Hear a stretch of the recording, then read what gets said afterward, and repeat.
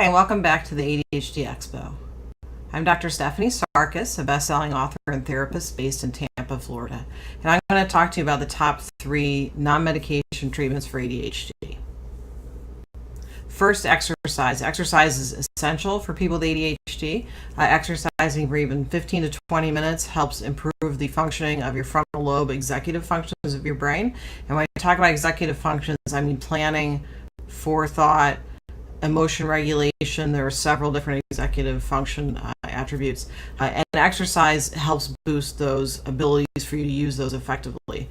I exercise first thing in the morning. That's what I recommend usually, because if you exercise first thing in the morning, you get more of the effects of that dopamine boost throughout the day. And that could be anything from you walking around the block with your kid. It could be just you parking further from your office and walking in. That counts as exercise. So I think we need to look beyond the standard forms of exercise and look at how we can fit little bits of exercise in during the day. The U.S. Department of Health and Human Services says only 40% of people in the U.S. get the recommended 1 hour of exercise a day. It's assumed it's a little bit lower of a percentage in ADHD because of issues of motivation. So I also recommend that you team up with someone, have an exercise partner.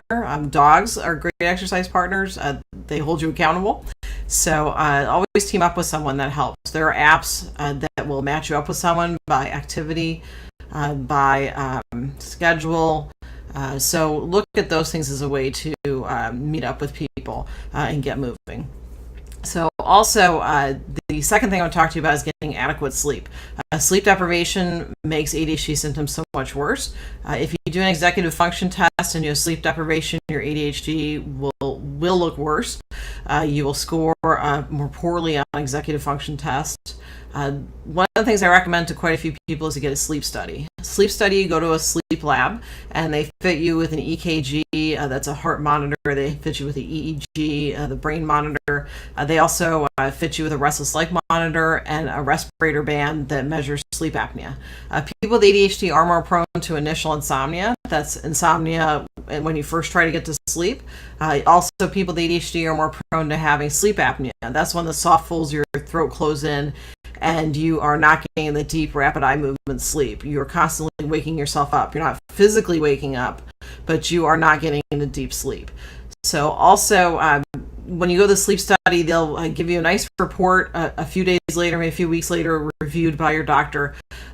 Usually it's a pulmonologist associated with the sleep lab, and they will tell you about whether you're having sleep apnea, whether you are having, there's a rare case of having seizures while you sleep.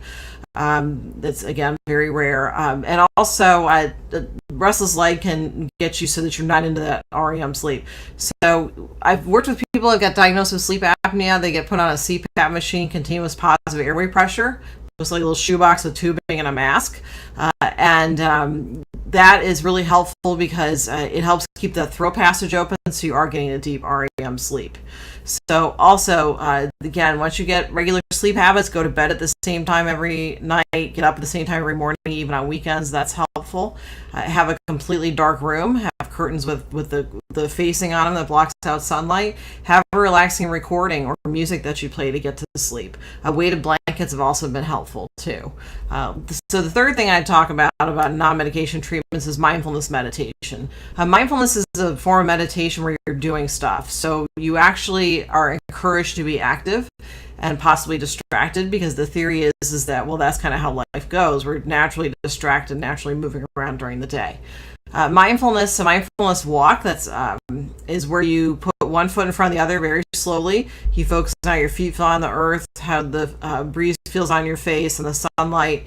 Then you take another step and refocus again. The idea being something as simple as just paying attention to your walking can help you stay focused in the here and now. The idea being that when you stay too focused in the past, you tend to gravitate towards depression.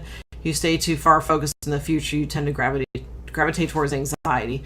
So practicing a mindful technique really helps. Lydia Zylowska is a psychiatrist that specializes in mindfulness, and Mark Burton as well, and I highly recommend their books.